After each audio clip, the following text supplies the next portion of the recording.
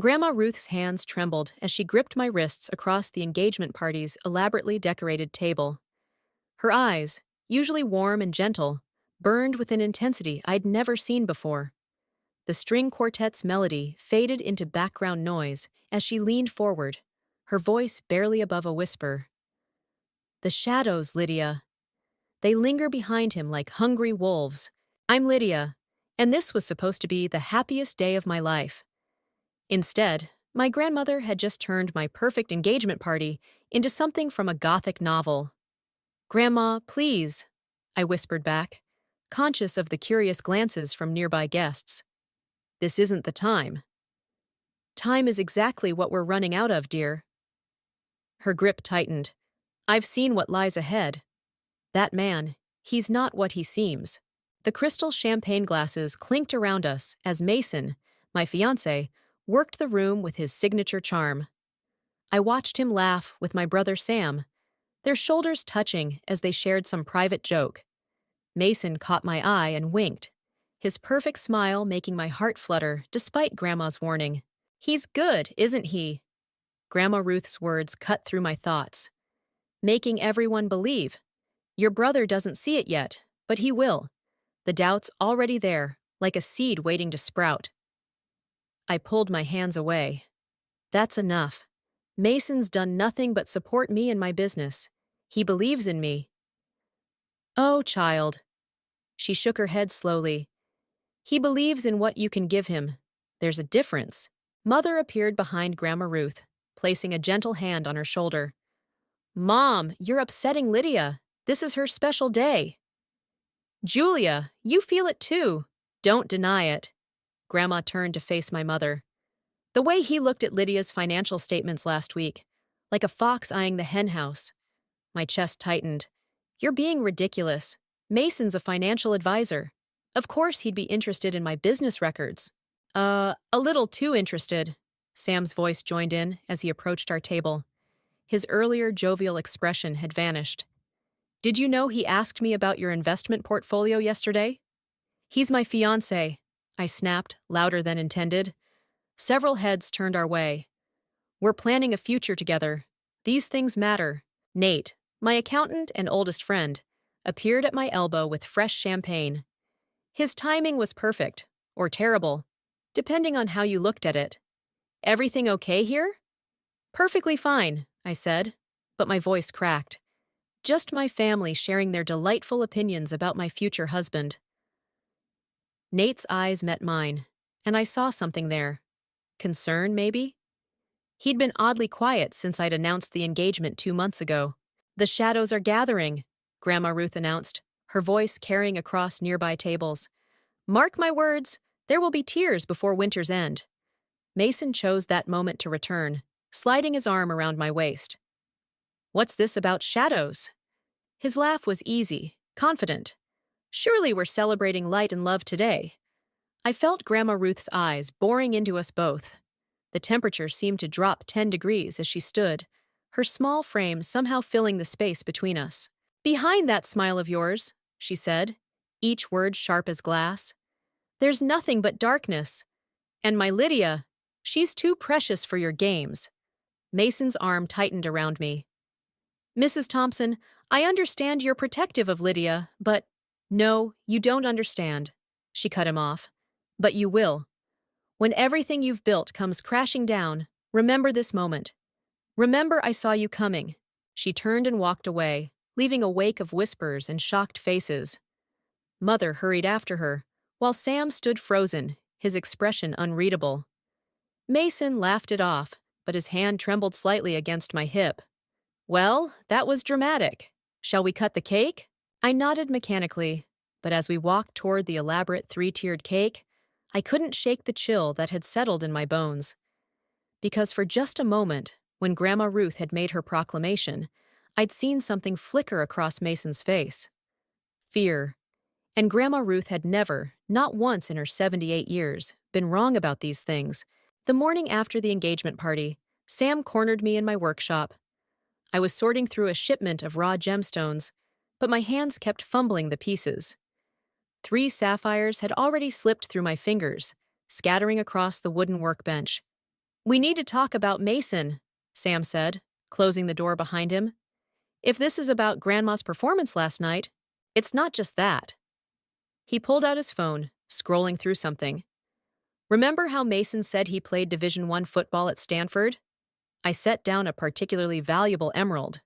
Of course, he was their starting quarterback for 2 seasons. Funny thing about that. Sam's voice had that edge he used when dismantling someone's financial strategy. I called my college roommate. He's coaching there now. Mason Carter never played for Stanford. Not a single game. The emerald rolled off the workbench. I didn't move to catch it. That's impossible. He has photos. From high school games, if you look closely. Lydia, I've been digging. His investment firm? It's registered to a P.O. box in Delaware. The office address he gave you? It's a virtual workspace that anyone can rent by the hour. My throat felt like sandpaper. You investigated my fiancé? Someone had to. He leaned against my workbench. Did you know he's been asking around about taking out a business loan against your company's assets? The room tilted slightly. He wouldn't do that without discussing it with me first. Wouldn't he? Sam's phone buzzed. He glanced at it, his expression darkening. Mason's mother is here to see you. Megan? I hadn't expected to see her until the wedding planning started. Did you tell her where my workshop was? She found it herself. Sam's hand rested on my shoulder. Want me to stay? I shook my head. Whatever this was, I needed to handle it myself. Megan Carter swept in like an autumn storm, all designer clothes and perfectly maintained composure. But something was off. Her hands wouldn't stop fidgeting with her purse strap. Lydia, dear. She didn't quite meet my eyes. We need to discuss Mason. Sam squeezed my shoulder before leaving, closing the door with a soft click that felt oddly final. Is everything all right? I asked, though nothing felt all right anymore. No. Megan's composure cracked. It's happening again, and I won't let another family be destroyed. What's happening again? She pulled out a manila envelope. These are records of Mason's previous engagement. To Caroline Weber 2 years ago. Her family lost everything. My legs gave out. I sank onto my work stool, the envelope heavy in my hands. He convinced her family to invest in a tech startup. Megan continued, her voice hollow. The company never existed. By the time they realized, Mason was gone, along with $3 million. The workshop's walls seemed to close in. Why are you telling me this? Because your grandmother reminded me of Caroline's mother. She had the same suspicions, the same warnings. We ignored her. Megan's eyes filled with tears. I've enabled him for too long, covered his tracks, made excuses. But watching him target you, seeing your family try to protect you, I can't do it anymore. My phone buzzed. A text from Mason. Great news about that investment opportunity. Need to meet ASAP. Bringing paperwork. He's already starting, Megan whispered, reading the message over my shoulder. First comes the charm, then the business opportunity, then... The workshop door opened. Mason stood there, his perfect smile faltering as he saw his mother. Mom? His voice carried an edge I'd never heard before. What are you doing here? The right thing, finally. She straightened her spine, years of guilt falling away. I'm telling Lydia everything. Mason's smile vanished completely. In that moment, I saw what Grandma Ruth had warned about. The shadows behind his eyes, the darkness beneath the charm. You really shouldn't have done that, he said softly, and somehow those quiet words carried more menace than any shout. I clutched the manila envelope, my engagement ring suddenly feeling like a shackle. Outside, thunder rolled across the sky. Or maybe that was just the sound of my world crumbling. Sam's footsteps pounded up the workshop stairs. Mason's hand moved toward his jacket pocket, and I realized with crystal clarity that this was only the beginning of what Grandma Ruth had foreseen. The shadows weren't just lingering anymore. They were closing in. The manila envelope sat unopened on my desk for 3 days. Every morning, I'd trace its edges with trembling fingers, but couldn't bring myself to look inside. Until Nate showed up with that haunted look in his eyes. We need to talk about your business accounts. he said, setting his laptop down. Something's wrong. I pushed Caroline Weber's envelope aside. Define wrong. Someone's been accessing your financial records. Multiple login attempts from unfamiliar IP addresses. His fingers flew across the keyboard. And there's this. He turned the screen toward me. A series of pending transactions appeared. Transfer authorizations I'd never seen before. That's impossible! I leaned closer. I never approved these. They're scheduled for tomorrow morning. 5 separate transfers, totaling just under $2 million. Nate's voice cracked. To an offshore account. My engagement ring caught the light, mocking me. Mason has my passwords. I know. Nate wouldn't meet my eyes. He called me yesterday, asking about expediting international transfers. Said you were planning to expand the business overseas. The envelope suddenly felt like it was burning through my desk. I ripped it open, documents spilling across my keyboard. Police reports, bank statements, newspaper clippings, all telling the same story. Caroline Weber's family jewelry business, gutted from the inside out. My phone buzzed. Mason's text lit up the screen. Dinner tonight? Have exciting news about our future. Call Sam, I told Nate. And my grandmother, we need... The office door opened. Mason stood there, earlier than expected, his smile not quite reaching his eyes. Sweetheart? His gaze flickered between me and the scattered documents. What's all this? Funny story, I said, my voice steadier than I felt. I've been learning about your previous engagement. The temperature in the room dropped 10 degrees. Mason's smile vanished like it had never existed. My mother, he said flatly. She's always been unstable. Whatever she told you. Caroline Weber's father died in prison. I cut him off. After taking the fall for financial fraud. Fraud you orchestrated. He took a step forward. Nate shifted, placing himself between us. You don't understand. Mason's voice turned silky. Caroline's family was already corrupt. I simply exposed what was already there. But you and me were different, special. The transfer authorizations, I said. Were those special too? Something dangerous flashed across his face. Business opportunities require quick decisions. I was only trying to help. By stealing my life's work? By securing our future. He moved closer, that familiar charm sliding back into place. Think about it, Lydia. With your business acumen and my connections, we could build an empire. Built on what? Lies? Theft? Built on trust. His hand reached for mine. Don't let your family's paranoia ruin what we have. Your grandmother, your brother, they're afraid of change, of success. The worst part was, for a moment, I almost believed him. That's when I understood how Caroline Weber's family had fallen for it too. You're right about one thing, I said, sliding off my engagement ring. This is about trust. The mask slipped. Just for a second, but long enough to see the coldness underneath. Don't do anything you'll regret, he said softly. Too late. I nodded to Nate, who hit a key on his laptop. I just reversed all those transfer authorizations and copied every suspicious transaction to the FBI's Financial Crimes Division. Mason moved so fast I barely saw it, but Sam moved faster, appearing in the doorway behind him. Touch my sister, Sam said quietly, and find out what happens next. Mason's laugh was hollow. You have no idea what you're dealing with. No! Grandma Ruth's voice carried from behind Sam. But we're about to find out. She stepped into view, holding a phone. On its screen was a video call with Megan Carter. I'm sorry, Mason, his mother said.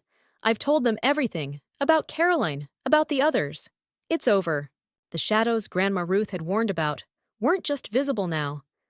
They were consuming him from the inside out. As Mason's carefully constructed world began to crumble, I saw the truth. Sometimes the most dangerous monsters wear the most convincing masks. And sometimes, the only way to fight darkness is to drag it into the light.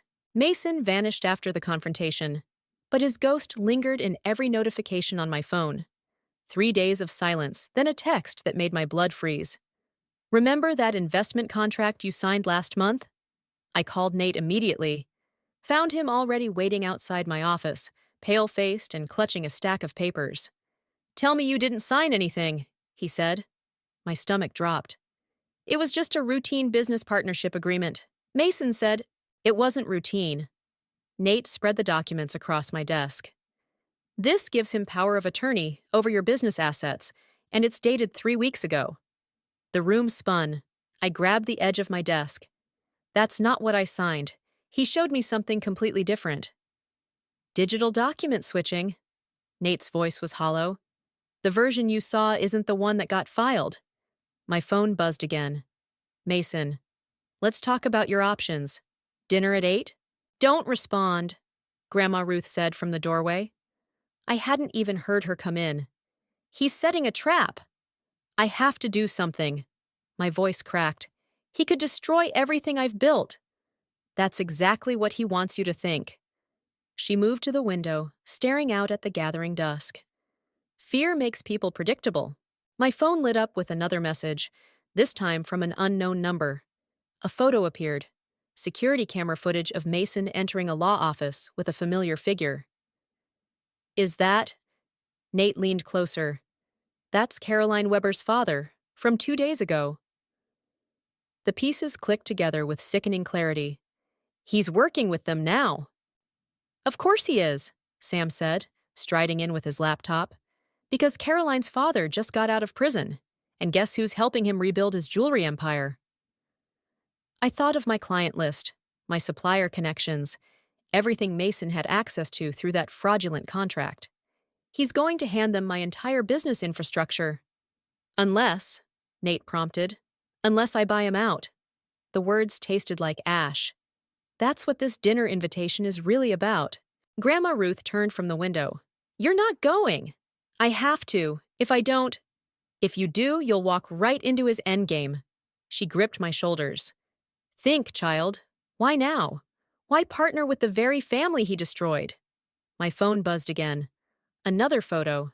Mason with Megan at what looked like a private airport. Today's date stamped in the corner. "He's running," Sam said. "The FBI investigation spooked him. This dinner? It's his last play before he disappears." A final message from Mason appeared. "Tick-tock, sweetheart. Some opportunities only knock once." I looked at the contract spread across my desk, at the carefully crafted web of lies that had nearly snared me. Then at Nate's worried face, Sam's protective stance, Grandma Ruth's knowing eyes. "What if—" My voice strengthened. "What if we let him think he's won?" Nate straightened. "You have a plan. Caroline's father wants revenge on Mason as much as I do." I picked up my phone. "And I'm betting Mason never told him about our little FBI investigation." "A trap within a trap," Sam mused. "Risky." "Everything's risky." I started typing a response to Mason. But Grandma's right. Fear makes people predictable. And right now, Mason's running scared. "Be careful," Grandma Ruth warned. "The cornered wolf bites hardest." I hit send on my reply. 8 o'clock. Let's discuss our future." Mason's response was immediate. "That's my girl. The usual place?" I watched the cursor blink, thinking of Caroline Weber's father, of all the other lives Mason had destroyed, of the shadows Grandma Ruth had seen lurking behind his smile. "Yes," I typed. "Time to finish what we started." Nate touched my arm.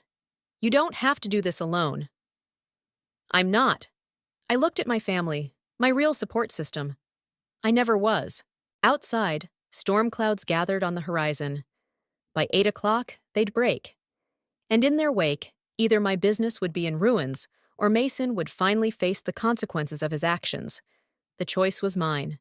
And for the first time since this nightmare began, I wasn't afraid to make it. The restaurant's private dining room felt like a trap, with its dim lighting and closed doors. Mason sat across from me, perfectly composed in his tailored suit, while thunder rumbled outside. The storm had followed me here. "You look tired, sweetheart." He poured wine I hadn't asked for. "Business troubles keeping you up?" I thought of the FBI agent hidden 2 tables away, of Sam watching the back exit, of Nate monitoring every digital transaction from his car. One wrong move could unravel everything. Actually, I pulled out a check.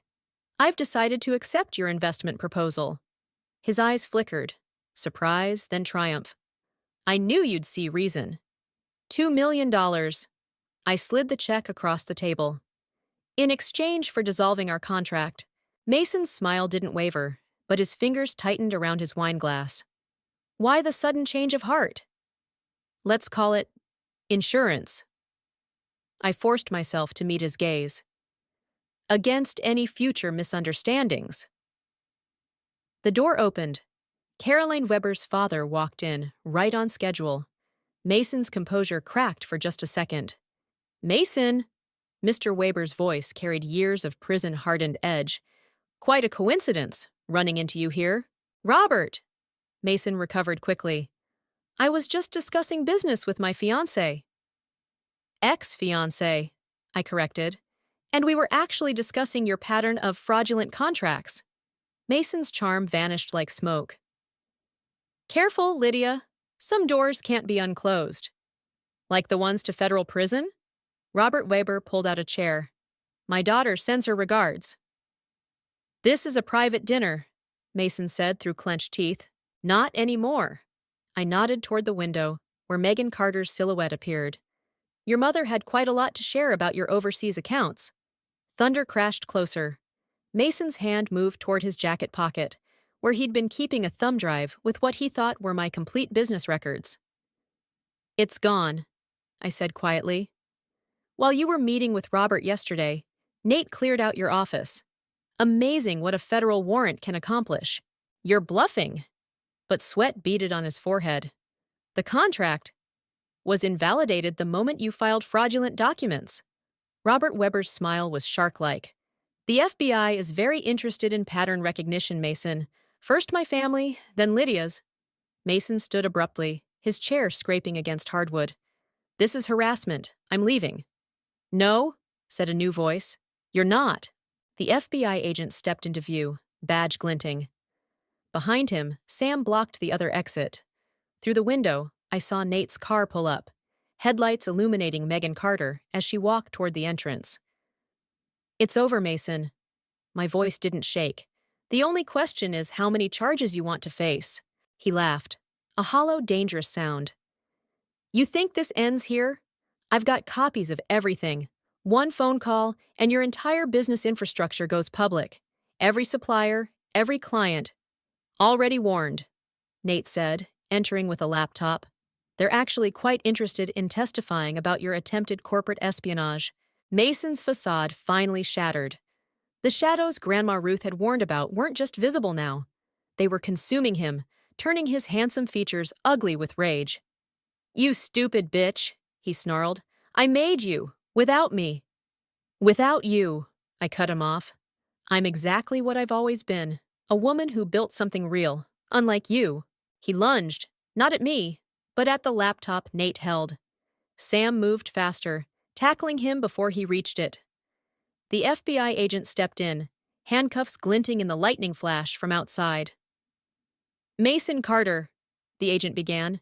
You're under arrest for fraud, attempted extortion. I didn't stay to hear the rest. Walking out into the storm felt like breaking through a surface I'd been drowning under. Rain soaked my clothes, but I barely noticed. Grandma Ruth waited by my car, umbrella in hand. The shadows are lifting, she said simply. Not yet. I watched through the window as Mason was led away. There's still the trial, the publicity, the cleanup. But you're not afraid anymore. She squeezed my hand. That's what matters. Lightning split the sky, illuminating Mason's face as he was placed in a police car. For a moment, our eyes met through the rain-streaked glass. I saw no trace of the man I'd thought I loved, only the monster he'd always been. The storm was breaking, and somehow I knew the worst was finally over. The courthouse steps felt endless as I climbed them, each step heavier than the last. Mason's preliminary hearing should have been a victory. Instead, his last words to me in the restaurant haunted every moment. You think this is over? I'm taking everything. I hadn't understood what he meant. Not until now.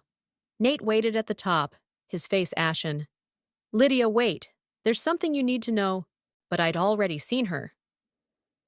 Caroline Weber stood by the entrance, her designer outfit a stark contrast to her haunted eyes.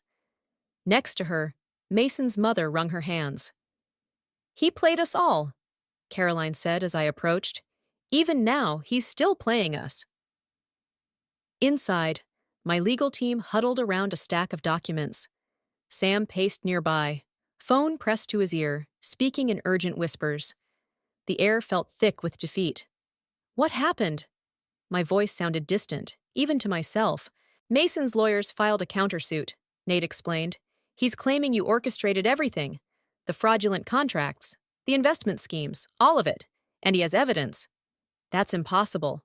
But my hands started shaking. The FBI has proof. Fabricated emails, Sam cut in, ending his call. Dating back months.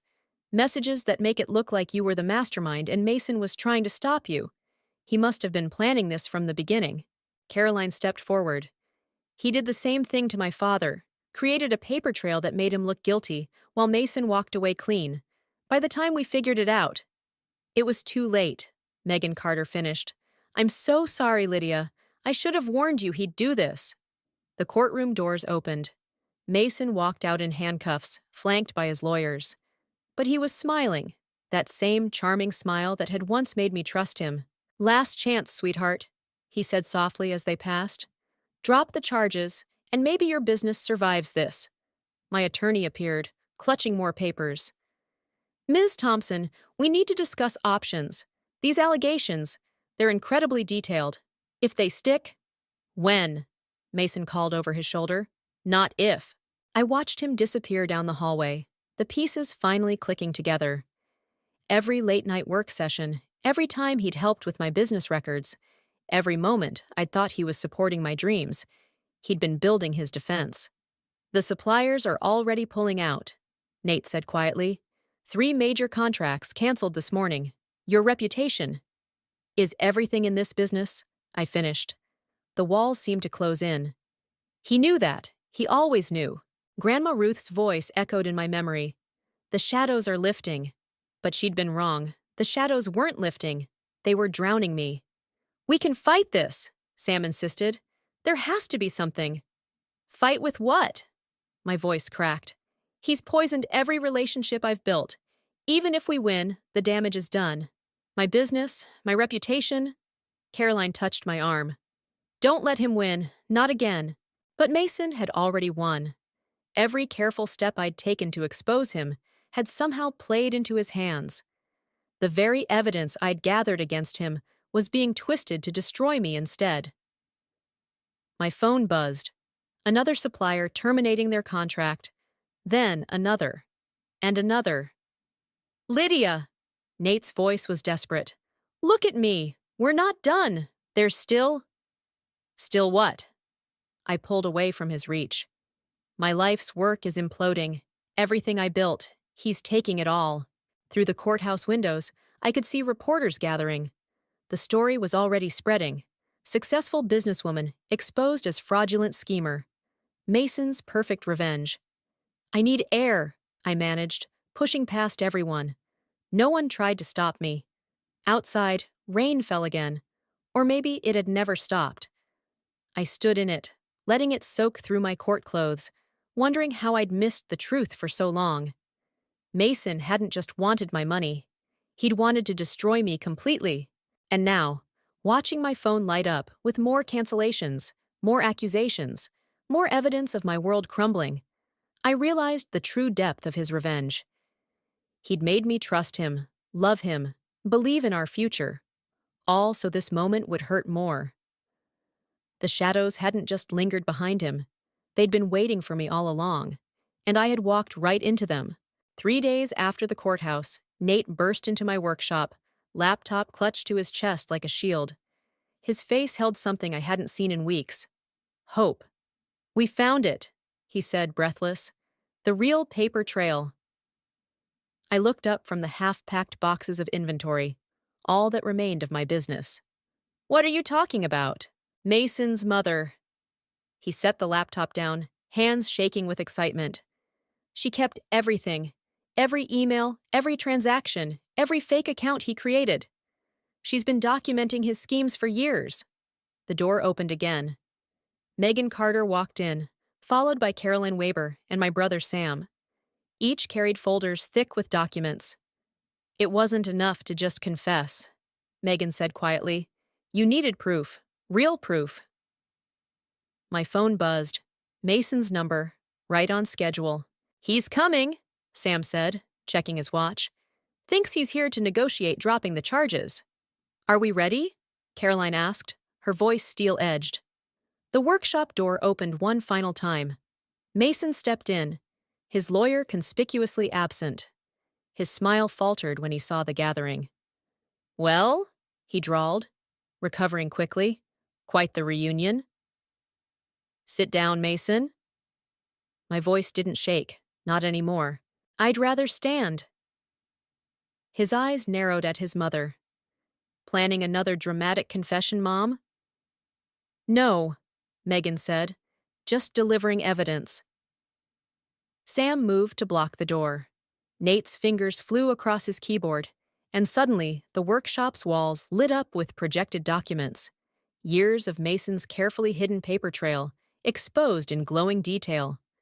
Cute presentation, Mason said, but sweat beaded on his forehead. All easily explained. By the secondary email server you kept in Singapore? Nate cut in.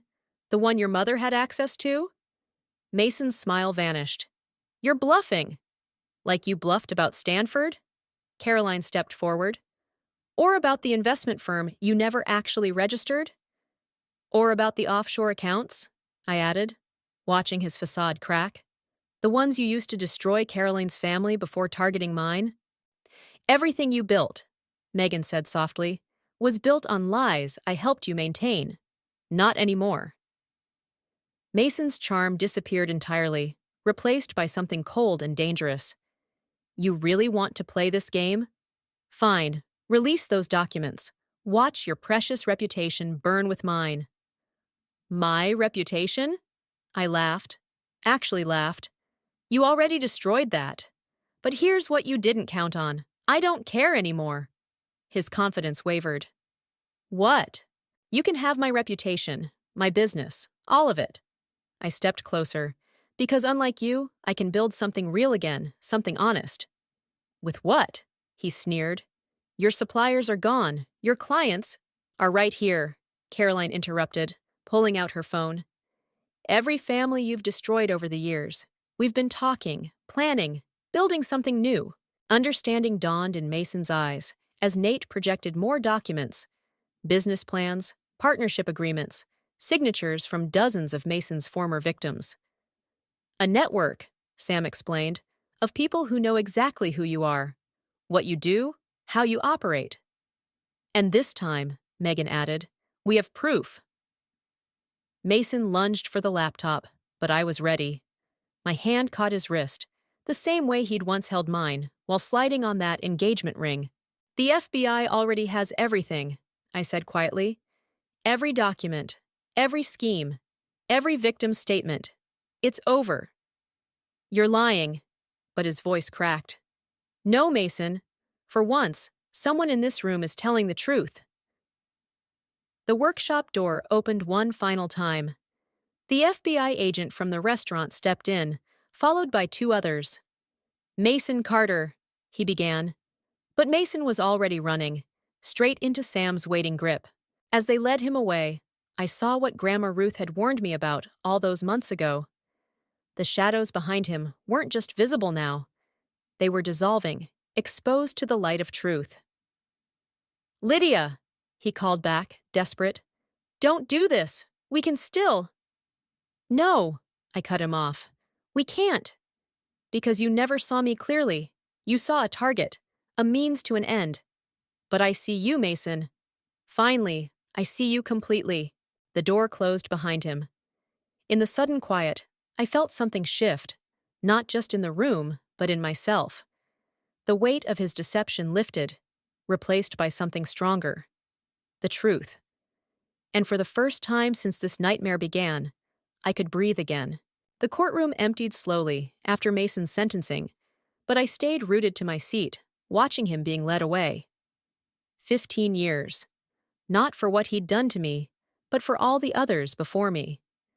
The shadows had finally caught up with him. Ready to go? Nate's voice was gentle beside me.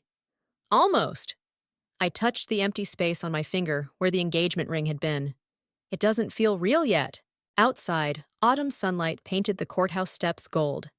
Caroline Weber waited with a group of Mason's other victims, now my business partners. Their chatter about our new venture carried on the breeze. The Weber-Thompson Collective, Sam mused, joining us, has a nice ring to it. Better than Victims Anonymous, Caroline called over, making everyone laugh. Megan Carter approached hesitantly, clutching her purse. The others fell quiet. Saya, I've been thinking, she said, about shadows, about how they grow longer when we feed them with silence. Mom? The word slipped out before I could stop it. These past months, she'd become something between a confessor and a surrogate mother. She pressed something into my hand, a small velvet pouch. The diamonds he stole from Caroline's family. I've been keeping them safe, waiting for the right moment. Caroline's breath caught. Those were my grandmother's. And now they're yours again. I passed her the pouch. Maybe we can make something new from them. Something honest. Speaking of new beginnings, Grandma Ruth's voice carried from the courthouse doors. She descended the steps slowly, that knowing smile playing at her lips. I had another dream last night. Grandma, please, I laughed. No more prophecies. Not a prophecy, a certainty. She pointed toward the street. Like that. A dog, scraggly and thin, trotted up the courthouse steps. It headed straight for me, tail wagging hopefully. He's been hanging around all morning, Sam said. No collar, no chip, according to the security guard. The dog pressed against my legs, looking up with eyes that seemed to know everything I'd been through. Without thinking, my hand found his head. See? Grandma Ruth's eyes twinkled. The shadows lift, light returns, and sometimes it brings unexpected gifts. Nate knelt beside me, offering the dog his hand to sniff. He needs a home. We all do, Megan said softly. That's why we're here. My phone buzzed. Another supplier, but not with a cancellation. An order, a big one. The first of many, according to Caroline's business plan. The thing about shadows, Grandma Ruth mused, watching the dog lean into my touch, is that they can't exist without light. Mason cast a long one, but he couldn't dim your shine. Not really. The dog's tail thumped against the courthouse steps. Nate's hand found mine, warm and steady. Around us, my unlikely family of survivors talked about future plans, new beginnings, ways to help others spot the shadows before they grew too dark. You knew, didn't you? I asked Grandma Ruth. Not just about Mason, but about all of this. I knew you'd find your way through. She squeezed my shoulder. The how of it. That was all you. The dog whined, drawing my attention back. In the sunlight, his coat wasn't scraggly at all. Just different, unique. Like he'd weathered his own storms before finding his way here. What should we call him? Nate asked. Phoenix, Caroline suggested. Because he rose from nowhere, just like we will. Too obvious, Sam countered. What about Shadow, I said quietly. Because now we know. They're nothing to be afraid of. Not when you face them together. The dog's tail wagged faster, like he approved. Above us, clouds shifted, changing the patterns of light and shadow on the courthouse steps. But I wasn't watching the shadows anymore. I was watching the people who'd helped me step out of them. My phone buzzed again. Another order, another chance to build something real. Shadow pressed against my legs. Nate's hand squeezed mine, and Grandma Ruth's knowing smile said everything words couldn't. The shadows would always be there. But now I knew. They were just proof of how brightly the light could shine.